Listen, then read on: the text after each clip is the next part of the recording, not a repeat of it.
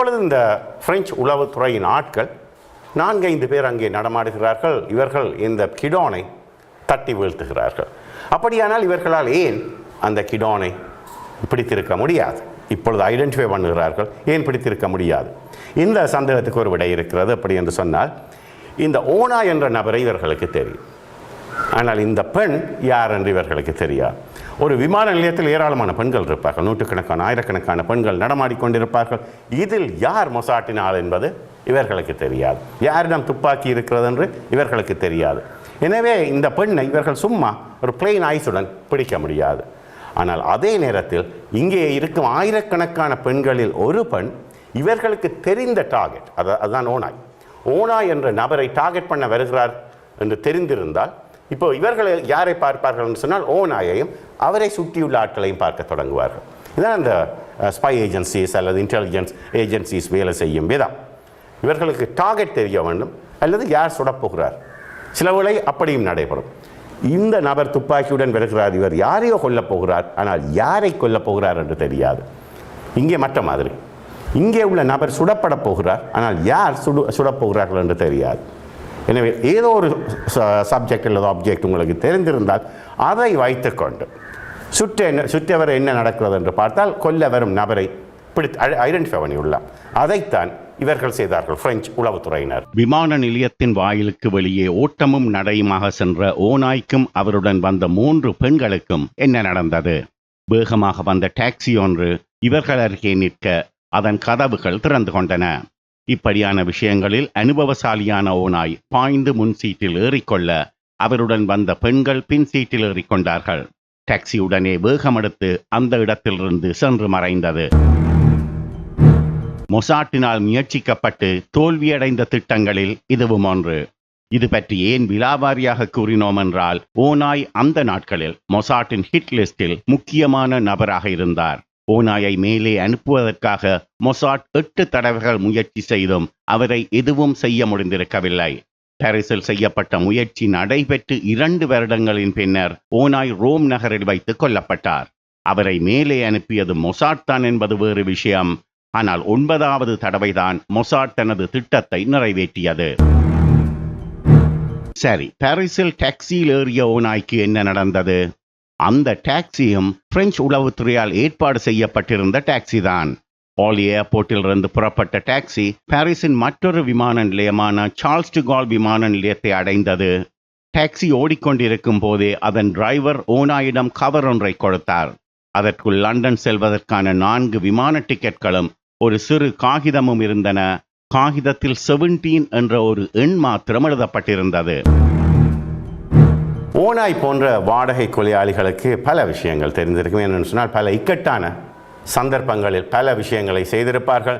இப்படி ஒரு தாக்குதலுக்குள்ளாகும் நிலையில் தப்பியோடி வெளியே வரும்போது ஒரு டாக்ஸி வந்து சரியாக நிறுத்தப்படுகிறது என்று சொன்னால் யாரோ ஏற்பாடு செய்திருக்கிறார்கள். இவர் தப்பி செய்வதற்கு யாரோ ஏற்பாடு செய்திருக்கிறார்கள். அந்த நேரத்தில் கிராபிட் டக்கண்டு அதற்குள்ளே போய்விடுவார்கள்.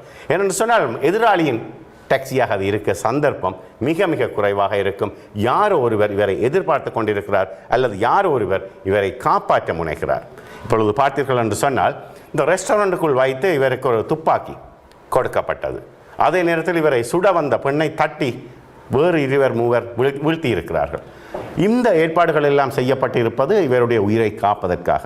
அப்படி ஏற்பாடு செய்த ஆட்கள் நிச்சயமாக இவர் தப்பிச் செல்வதற்கு வேறு ஒரு ஏற்பாடை செய்திருப்பார்கள். அந்த ஏற்பாடு தான் இந்த டாக்ஸி. இவ்வளவை சில வினாடிகளில், like probably you'll get a couple of seconds, இந்த 2 வினாடிகளில் நீங்கள் முடிவு செய்து டாக்ஸிக்குள் ஏற வேண்டுமா இல்லையா ஓடுவதா. மொத்தத்தில் பாரிஸுக்கு வந்து இறங்கி சில மணி நேரத்திலேயே பாரிஸில் இருந்து கிளம்பி விட்டார் ஓநாய். அந்த சூழ்நிலையில் அவர் பிரான்சில் இருப்பதை பிரெஞ்சு உளவுத்துறை விரும்பவில்லை. அதனால்தான் அவருக்கு செல்வாக்கு அதிகமான லண்டனுக்கு அவரை அனுப்பி வைத்தது பிரெஞ்சு உளவுத்துறை. ஓநாய் வெளியேறியதுடன் இந்த விவகாரம் பாரிஸில் முடிவுக்கு வந்தது.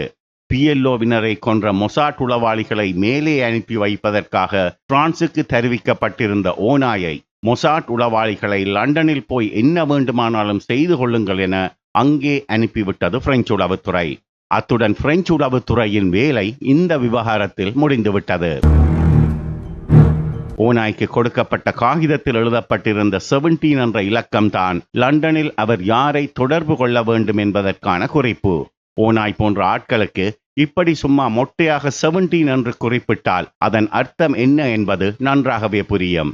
ஓநாயும் 17 என்றால் என்ன என்பதை துல்லியமாக புரிந்து கொண்டார். 17 என்பது போஸ்ட் 17 என்ற அமைப்பை குறிக்கும். இந்த அமைப்பு PLOவின் அண்டர் கிரவுண்ட் பிரிவு. அதன் தலைவராக அந்த நாட்களில் லண்டனில் இயங்கிக் கொண்டிருந்தவர் அப்துல் ராஹிப் முஸ்தபா. இந்த இடத்தில் ஒரு விஷயத்தை நீங்கள் கவனித்திருக்கலாம். என்னவென்று சொன்னால், இவருடன் வந்த பெண்களுக்கும் ஏற்கனவே டிக்கெட் தயாராக இருக்கிறது. பிரெஞ்சு உளவுத்துறை இந்த டிக்கெட்டை தயாராக வைத்திருக்கிறது லண்டனுக்கு. பாரிஸிலிருந்து லண்டனுக்கு, அதுவும் இதே ஏர்போர்ட்டுக்குள்ளால் போக விடவில்லை, சார்ல்ஸ் டி கோல் ஏர்போர்ட்டுக்குள்ளால் வெளியே அனுப்ப போகிறார்கள். அந்த வகையில் நீங்கள் பார்த்தீர்கள் என்று சொன்னால், ஒருவேளை மொசாட்டின் பெண் கிடான் வந்து இங்கே கொலை செய்ய வராவிட்டால் கூட இவரை அனுப்பும் ஏற்பாடுகளில் தான் அவர்கள் இருந்தார்கள். இதைத்தான் இந்த நிகழ்ச்சியின் முன்பகுதியில் நான் குறிப்பிட்டிருந்தேன். இது வந்து பிரெஞ்சு உளவுத்துறையை கொண்டு போய் முடக்கும் ஒரு திட்டம். கோணம் பண்ணுவார்கள் மொசாட். அப்படியான விதத்தில் மொசாட் நடந்து கொண்டு தம்மை மிகவும் சிக்கலுக்குள் கொண்டு போய் சேர்க்கிறது என்பதை புரிந்து கொண்ட பிரெஞ்சு உளவுத்துறை உடனடியாக இந்த ஓநாய் என்ற நபரை, சில மணி நேரங்கள் அவர் பிரான்சில் இருந்திருப்பார், இப்படியே கொண்டு வந்து ஒரு ஏர்போர்ட்டால் இறக்கி இன்னொரு ஏர்போர்ட்டால் ஏற்றி லண்டனுக்கு அனுப்பிவிட்டார்கள். நீங்கள் அங்கே போய் உங்களுடைய ஆப்ரேஷனை செய்யுங்கள்.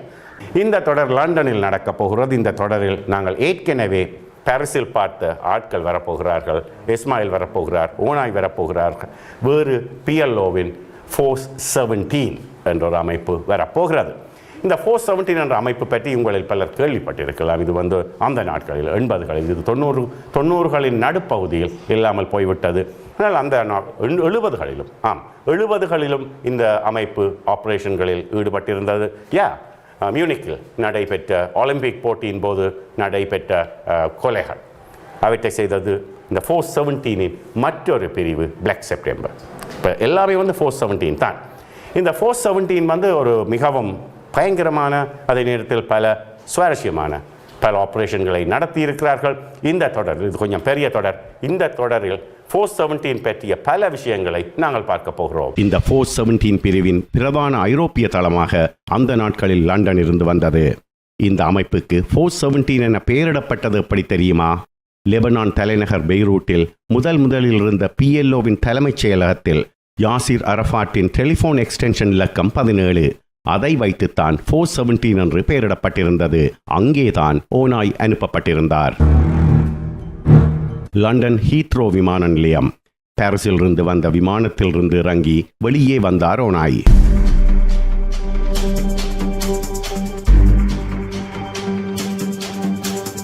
பாரிஸ் விமான நிலையத்தில் நடைபெற்ற அசம்பாவிதங்களின் பின்னர் அவரது போக்கில் அதீத எச்சரிக்கை தெரிந்தது.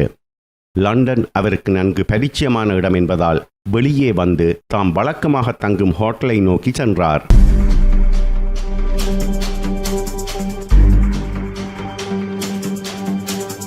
அவர் வந்திறங்கிய அதே விமானத்தில் பாரிஸிலிருந்து வந்திறங்கிய மற்றொருவரை இவருக்கு தெரிந்திருக்க நியாயமில்லை. அந்த நபர் இஸ்மாயில் சோவான். ஆம், நமது பழைய நண்பனான இஸ்மாயில். பாரிஸில் தங்கியிருந்து PLOவின் ஆட்களை மொசாட்டின் பெண் உளவாளிகளுக்கு அடையாளம் காட்டிக் கொண்டிருந்த இஸ்மாயிலை உளவுத்துறை மொசாட் தான் லண்டனுக்கு போகும்படி கூறியிருந்தது. பாரிஸில் உள்ள இஸ்ரேலிய தூதரகத்தில் இருந்த மொசாட் ஏஜென்ட் ஆடம் இஸ்மாயிலிடம் அவர் லண்டன் போக வேண்டும் என்று மொசாட் தலைமையகத்திலிருந்து தகவல் வந்திருப்பதாக கூறியிருந்தார். அத்துடன் இஸ்மாயில் பாரிஸுக்கு PLOவின் ஆளாக வந்தது போலவே லண்டனுக்கும் PLOவின் ஆளாகவே போக வேண்டும் என்றும் குறிப்பிட்டிருந்தார். பாரிஸில் உள்ள PLO அலுவலகத்தின் பொறுப்பாளரிடம் சென்றார் இஸ்மாயில். தமது பிரெஞ்சு படிப்பு முடிந்துவிட்டது என்று தெரிவித்தார். அவர் கூறுவதில் PLOவுக்கு சந்தேகம் ஏற்படலாம் என்ற நினைப்பில் இஸ்மாயிலுக்கு ஒரு பிரெஞ்சு டிப்ளோமா சர்டிபிகேட்டை போலியாக தயாரித்து கொடுத்திருந்தது மொசாட். ஆனால் அது தேவைப்படவில்லை. இஸ்மாயில் கூறியதை PLOவின் பாரிஸ் பொறுப்பாளர் நம்பிவிட்டார். அடுத்தபடியாக லண்டனுக்கு சென்று எலக்ட்ரிக்கல் இன்ஜினியரிங் படிக்க விரும்புகிறேன் என்று கூறிய இஸ்மாயில், எலக்ட்ரிக்கல் இன்ஜினியரிங் படிப்பதன் மூலம் எமது இயக்கத்துக்கு இப்போது இருப்பதை விட இன்னமும் உபயோகமுள்ளவனாக இருக்க முடியும் என்றார். பாரிஸில் இருந்து இஸ்மாயிலின் விருப்பம் பற்றி PLO தலைமைக்கு தகவல் அனுப்பப்பட்ட போது உடனே பதில் வந்தது. இஸ்மாயில் லண்டன் சென்று என்ஜினியரிங் படிப்பை மேற்கொள்வதற்கான எல்லா ஏற்பாடுகளையும் செய்து கொடுங்கள். இப்படித்தான் பாரிஸிலிருந்து பிரெஞ்சு உளவுத்துறையால் அனுப்பப்பட்ட ஓநாயும் இஸ்ரேலிய உளவுத்துறை மொசாட்டின் உளவாளியாக, ஆனால் அதை தெரிந்து கொள்ளாமலேயே PLOவால் அனுப்பப்பட்ட இஸ்மாயிலும் ஒரே விமானத்தில் போய் லண்டனில் இறங்கினார்கள். இந்த காணொளி தொடரின் அடுத்த பாகத்தில் லண்டனில் சந்திக்கலாம் நேயர்களே.